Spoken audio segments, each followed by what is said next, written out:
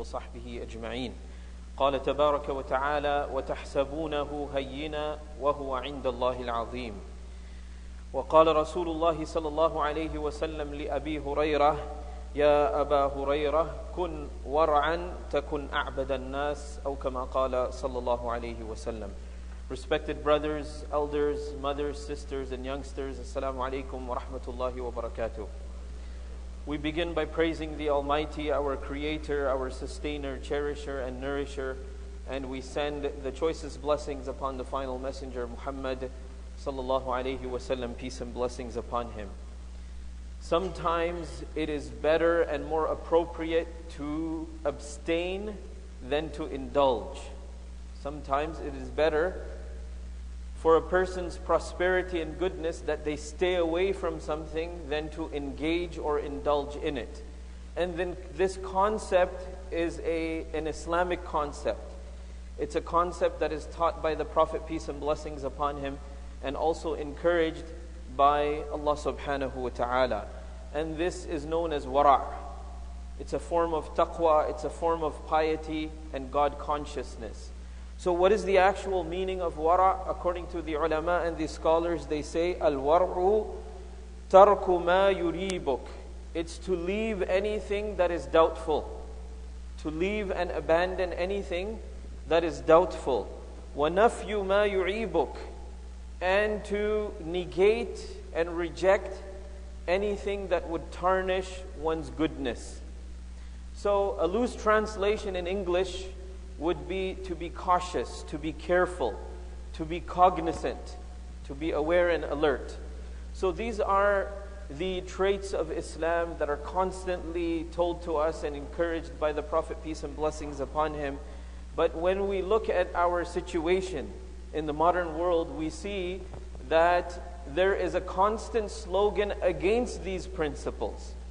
So the Prophet ﷺ and Allah subhanahu wa ta'ala, they tell us to always have wara' and to be careful before we engage or indulge. But the slogans of today is, do it. Go ahead and do it. Say what you want to say. Do what you want to do. Don't worry about any authority or any individual.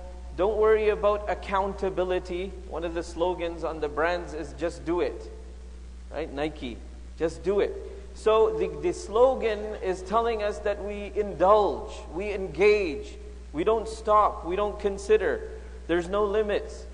So the teaching of Islam is against this, that before we engage, before we indulge, we think, will this benefit me in a true sense or not? Or is it something that is temporary in terms of pleasure or in terms of enjoyment, or will it affect me and my spirituality, my relationship with Allah subhanahu wa ta'ala? And this is exactly what was the attitude of the disbelievers of Mecca. Allah subhanahu wa ta'ala speaks about the Quraysh and the mushrikun in the Quran, and the Prophet, peace and blessings upon him, when he invited them to the truth, one of their responses that is constantly repeated in the Quran is وَقَالُوا إِنْ هِيَ إِلَّا حَيَاتُنَا الدُّنْيَا نَمُوتُ وَنَحْيَا وَمَا نَحْنُ بِمَبْعُوثِينَ. They said, this is our worldly life, we live, we die, we enjoy our life, and there's nothing as accountability to God. Na'udhu billah. Whereas the believer realizes every action that I do or engage in, it'll either have a positive effect in my relationship with Allah subhanahu wa ta'ala or a negative effect. So the concept of wara' is a Muslim concept. It's a teaching of the Prophet, peace and blessings upon him. It's encouraged by Allah subhanahu wa ta'ala. Some of us know the story of Abu Bakr radiallahu anhu and his wara'. It was at the highest level. His consciousness, his awareness, his being alert about things.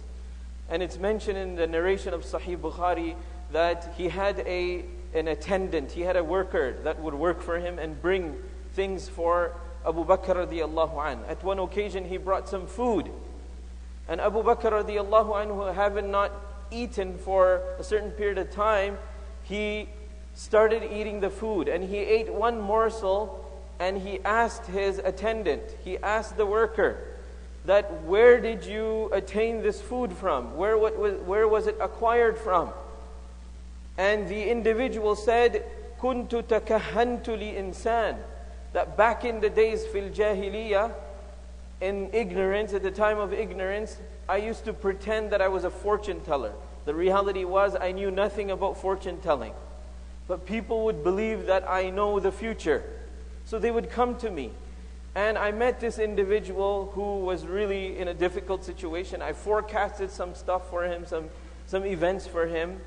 And he was unable to give me my remuneration, my fees.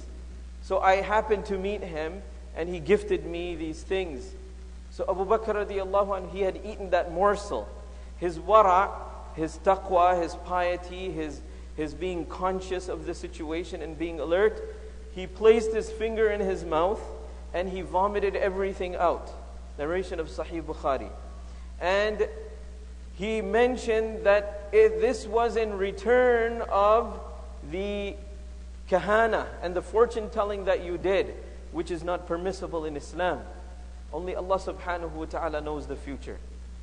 Only Allah subhanahu wa ta'ala knows what is ahead and what is to come. Even the Prophet, peace and blessings upon him, didn't know the future. It was whatever Allah had taught him regarding the future, that is what he related to us. But as an inherent quality within him, the Prophet, peace and blessings upon him, didn't even know the future. Now, obviously this was an incident of the past. And the ulama, when they talk about this incident, they say that in a technical sense, something that has passed, it's gone, it's forgotten, one can move on. But here Abu Bakr radiallahu anhu, his wara, his piety, his being careful about the situation didn't allow him to even eat that one morsel that he almost swallowed. So again, we can see from here the importance of wara and how the people of wara, the people of being aware of Allah subhanahu wa ta'ala, being careful and abstaining before indulging, how they dealt with these type of matters. I mentioned a narration right at the beginning where the Prophet, peace and blessings upon him, once invited Abu Hurairah radiallahu anh, and he gave him a lengthy piece of advice. But right at the beginning, the Prophet, peace and blessings upon him, told him, Ya Aba Hurairah, O Abu Hurairah radiallahu anh, may Allah be pleased with him, Kun wara', be amongst those people who adhere to this quality of wara', of abstaining before indulging. Be amongst those people who are careful before they engage, before they indulge. Takun a'badan nas, you will become amongst those people who are the greatest worshippers amongst all the people. So, becoming the a'bad, one of the means to become a'bad, or the closest to Allah subhanahu wa ta'ala, a slave and a true servant of Allah, is we have and we develop this quality of wara'. The Prophet, peace and blessings upon him, mentions in a narration, فَضْلُ الْعِلْمِ أَحَبَّ إِلَيَّ مِنْ فَضْلِ الْعِبَادَةِ, that the status of acquiring knowledge, it's far more higher than the status of engaging in optional worship. If we are to compare the two, you have the opportunity to seek knowledge, and you have the opportunity to engage in optional worship, not mandatory worship. Mandatory worship is necessary. We will be accountable for that. The fard, the wajibat, the mandatory, the necessary. But here the Prophet, peace and blessings upon him, is comparing optional worship with seeking knowledge. So the Prophet, peace and blessings upon him, said the virtue, the status of seeking knowledge is far better than engaging in optional worship. And then the Prophet, peace and blessings upon him, said, وَخَيْرُ دِينِكُمْ الْوَرَعُ, but the best of your deen, the best of your religion, it comes from wara', it comes from abstinence, staying away and being careful before indulging or taking a step. Now, how do we attain wara', and what are some of the things that we can do to reach the level of wara' that will help us in our lives? That despite these slogans that are coming from all over us, we will be able to be God conscious. We would be able to be aware of what we need to do before we engage or indulge. Number one is we need to set a high standard. We need to set a high standard for ourselves. When it comes to our clothes, we want to wear the best. When it comes to driving a vehicle, we want the best. When it comes to our gadgets, we want the latest. We don't settle for something that is mediocre, something that doesn't reach the standard. We want to go with the flow in all these aspects. But when it comes to our personal spirituality, then we don't want the best. We don't set the high standard. We say, oh, is it makruh or is it actually haram? Is it only disliked or is it forbidden? Is it sunnah or is it mandatory? Is it fard? So our standard should be set very high. And when we set that standard on a high level, then it'll be easy for us, inshaAllah, to acquire that status with commitment and with sacrifice, with dua to Allah subhanahu wa ta'ala. So we learn from a story that is regarding Aisha radiallahu anha, and she herself reports this narration in the books of hadith, where she mentions that at the occasion of ifk, at the occasion when she was slandered and she was accused of fornication and adultery, she was accused of immorality, and the revelation had not come to clarify her position as yet. So she was very disturbed that people are accusing me and slandering me of something that I have not committed, something that I have not done. So the Prophet, peace and blessings upon him, he was investigating the matter, and he talked to several people. One of the persons that he spoke to was Zainab bint Jahash radiallahu ta'ala anha. And the Prophet, peace and blessings upon him, asked her, what do you know? What do you know about this situation? Do you have any knowledge about this situation and this matter? Ma ra'ayti, what have you seen? What have you seen regarding Aisha radiallahu anha and this matter? And the Prophet ﷺ inquired. Many questions were put forward. And at the end of this interrogation, Zainab bint Jahash radiallahu anha mentioned, Wallahi ma alimtu alayha illa khair. I've only seen and witnessed whatever I have witnessed and whatever I know of Aisha radiallahu anha in terms of the facts and the evidence. It's only khair, it's only good. People are talking, people have negative situations regarding Aisha radiallahu anha, negative thoughts about her, they're spreading rumors. But the reality is, I have not witnessed anything and I have not seen anything. So I will only testify to what I have seen. I will only testify to what I know in terms of my interaction with her. And in terms of that, it's only khair, it's only good. So I have no negative comment regarding Aisha radiallahu ta'ala anha. And we know the narration continues, and the revelation also came down after a certain period of time, which made the bara'ah, and it clarified the position of Aisha radiallahu anha, that she did not commit this offense or this immorality. Rather, it was the evildoers, the hypocrites, who initiated the rumor, and it spread amongst even the innocent of the believers. So again, Aisha radiallahu anha, when she talks about Zainab bint Jahash and this personal incident regarding her, she says that one outstanding quality that I noticed in Zainab bint Jahash radiallahu anha is that she was a woman of wara'. She was a woman of wara'. She never engaged in gossip. She never engaged in backbiting and slandering. She was always careful before she took out any word, before she uttered any word or any statement. She was careful. So we understand from here that the quality that Aisha radiallahu anha is referring to is that of wara', is abstinence before we engage. And some of the the sudaha and the pious, we're talking about a high standard, to set a high standard, just like Zainab bint Jahash had. If I don't see anything, if I don't witness anything, I don't say anything negative. So some of the sudaha, some of the pious, what would they do? They said that we would kunna natruku 70 baban min al-halal. We would stay away from 70, from hundreds of things that were permissible. Why? So that we don't engage in something that is forbidden. So something might be permissible in essence. Something might be allowed in principle. But by engaging in that permissible, it might lead to something that is forbidden. So what they would do is they would stay away from 70 of things, meaning hundreds of things. And they would stay away from those things that were permissible as well, so that they could be careful when it comes to the haram and the forbidden. And this is actually pointed out in a very famous narration where the Prophet, peace and blessings upon him, says, إِنَّ الْحَلَالَ بَيِّنٌ وَالْحَرَامَ بَيِّنٌ. The halal, the permissible, is very clear, it's very evident. And the forbidden, the haram, it's also very clear and evident. وَبَيْنَهُمَا مُشْتَبِهَاتٌ. And between these two, there are doubtful areas, as we say, the gray area.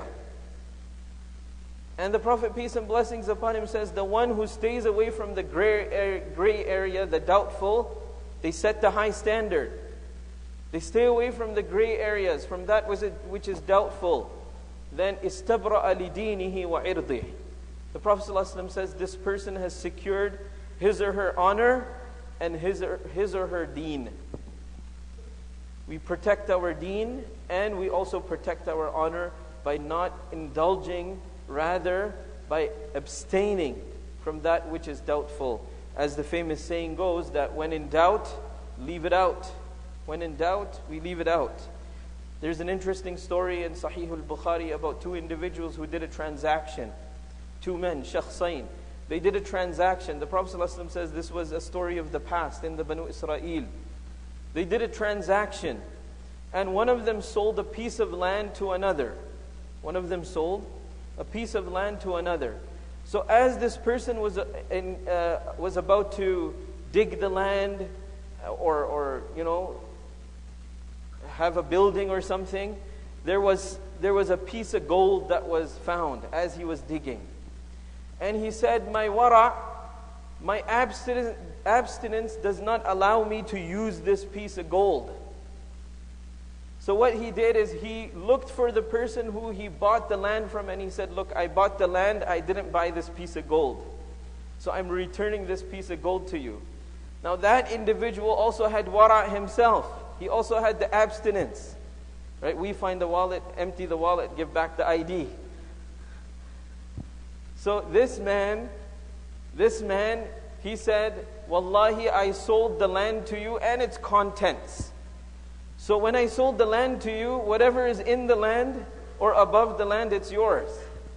So they both got into an argument. He said, you take it. He said, no, you take it. So they were debating and discussing, so they said, okay, let's settle this matter. Let's go to someone who's knowledgeable. They go to the person who's knowledgeable, and he saw their rift. And he said, you know what? I'll settle the matter for you. Do you both have children that have reached the age of marriage? And they said, yes.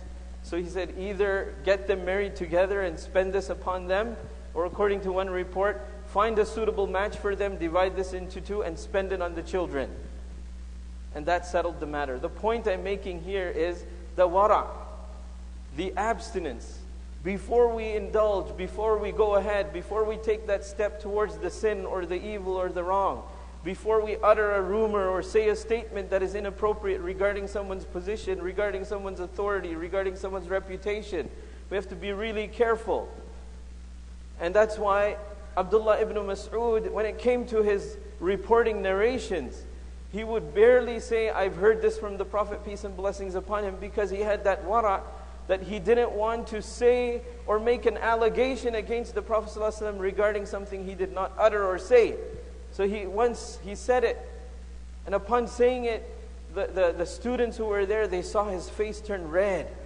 And he continued to repeat, أَوْ كَمَا قَالَ صَلَّى اللَّهُ عَلَيْهِ وَسَلَّمَ أَوْ كَمَا قَالَ صَلَّى اللَّهُ عَلَيْهِ وَسَلَّمَ. It's something like this, or near to the meaning, or it's close to what was said by the Prophet, peace and blessings upon him.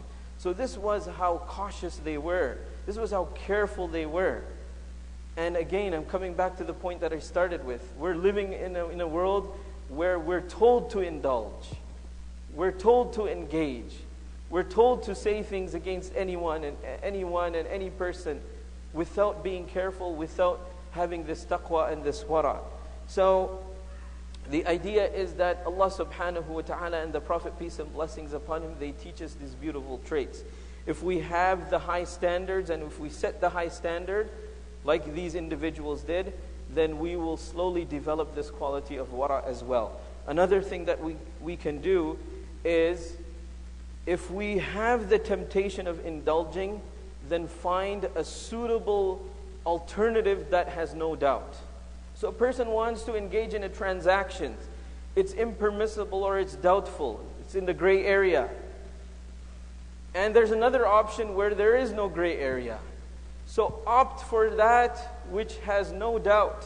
And Hassan radiallahu anhu, the grandson of the Prophet, peace and blessings upon him. And we know when the Prophet ﷺ passed away, this lad was a kid. He was a young kid. So he says, حَفِظْتُ مِنْ رَسُولِ اللَّهِ. He says, one of the things that I have memorized from the Prophet, peace and blessings upon him, as I was a kid, is the following statement. دَعْ مَا يُرِيبُكَ إِلَى مَا لَا يُرِيبُكَ. Leave the doubtful and opt for the alternative that has no doubt. دَعْ مَا يُرِيبُكَ إِلَى مَا لَا يُرِيبُكَ. So Hassan radiallahu anhu says that this is something I memorized as a kid from the Prophet, peace and blessings upon him. So what the Prophet ﷺ is telling us, opt for, choose that alternative that doesn't have a doubt. Leave that thing that has a doubt and choose that which has no doubt. The Prophet, peace and blessings upon him, came into Medina. And as he came into Medina, he noticed that there were 2 days of festivities. And according to the ulama, one was related to a new year. And the other one was a celebration of some spirits and some gods. So these 2 days were very prominent. And on these days, they would eat and drink and they would marry and they would have so much fun, as we would say.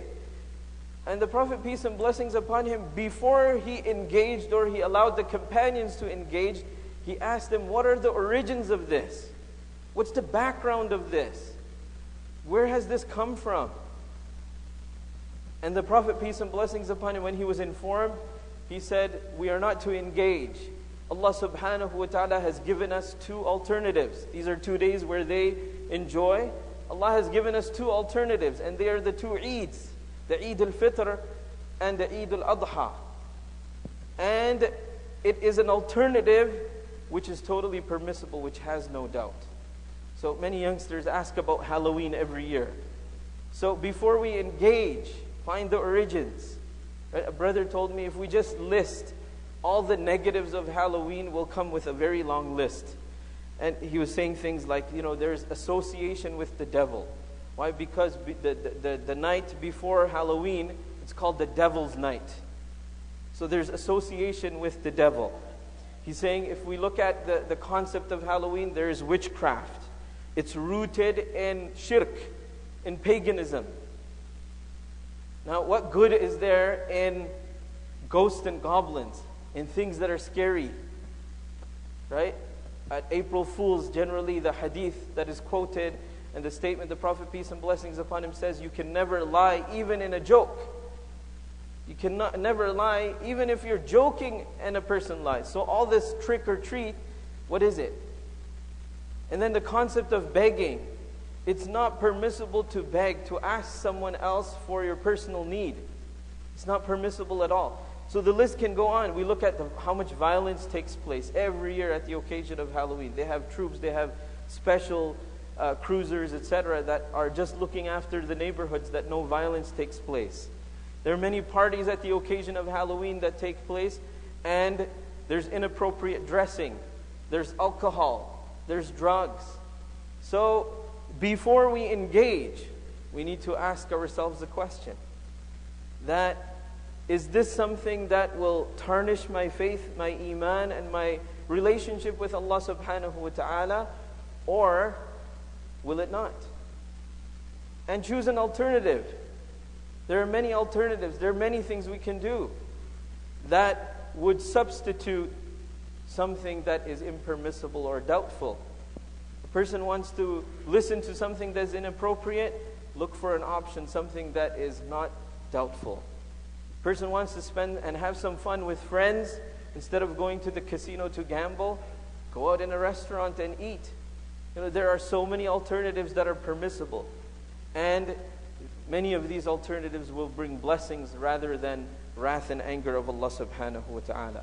So these are the teachings of Allah subhanahu wa ta'ala and the Prophet, peace and blessings upon him. We're talking about the concept of wara.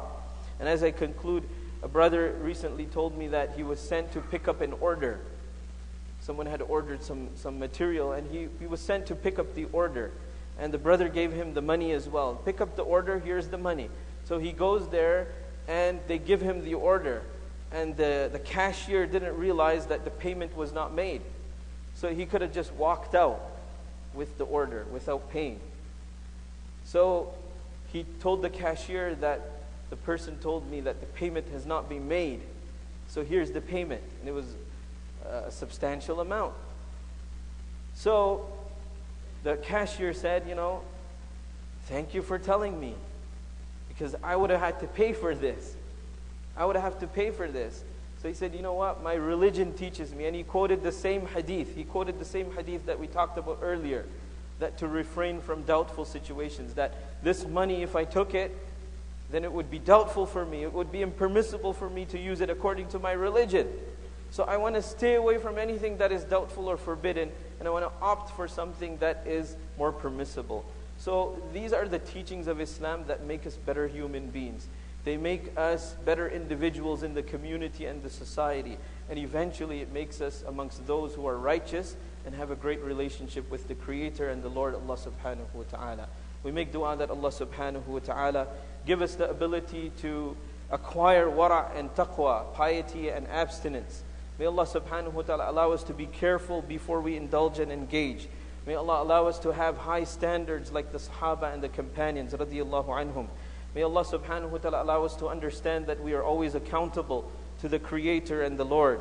And may Allah subhanahu wa ta'ala allow us to always make choices that are permissible and that fall within the Sharia and the Deen of Islam. Wa akhiru da'wana and alhamdulillahi rabbil alameen.